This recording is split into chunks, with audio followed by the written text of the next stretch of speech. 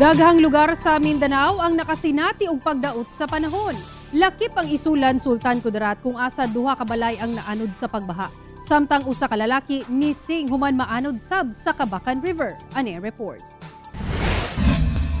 Wala makitaan sa search and retrieval team sa President Trua sa Cotabato ang usa ka lalaking gituang naanod sa Kabakan River niadtong Biyernes sa hapon. Nakita sa anak sa biktimang si Rinante Ambahan nga mitabok kini sa sapa apan tungod sa kusog na sulog sa tubig baha nadala kini ug wala na ikita. Padayon pang otoridad sa pagpangita sa lawas sa biktima. Tungod sa kakusog sa ulan, mihaguros ang tubig sa sapa sa barangay Sampaw, Isulan, Sultan Kudarat. Duha ka balay ang gikareport nga naanod. Diin usa sa mga tagiya sa mga panimalay mao si Ronalyn Artus. Amo na gito sir. Pagsulod Pagsunod ka tong tubig na kusog, na bardawon gid siya dayon. 250 ka banay usab ang gipahikling sa evacuation center. Daghang kabtangan sa mga residente ang nadanyos.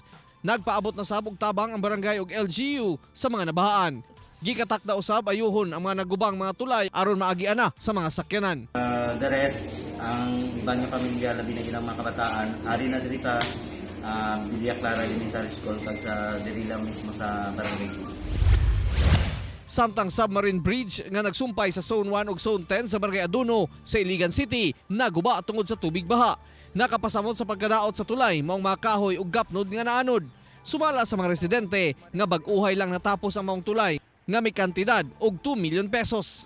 Base sa weather forecast sa Pag-asa, walay dakong mga weather disturbances nga ginabantayan karon apan ang southwest monsoon ang nakaapekto sa panahon sa Mindanao. Bisan pa niini, lauman gihapon ang mga kusog nga mga pag-ulan labi na sa hapon ug gabi.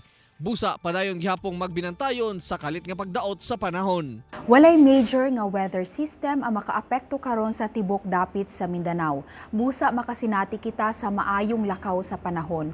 Gawas lamang nga aduna gihapoy mga isolated or mga patak-patak na mga pagbundak sa kadyot na ulan, kilat ug pagpanalugdog tungod kini sa mga localized na mga thunderstorms. Ako si Real Soroche para sa One Mindanao.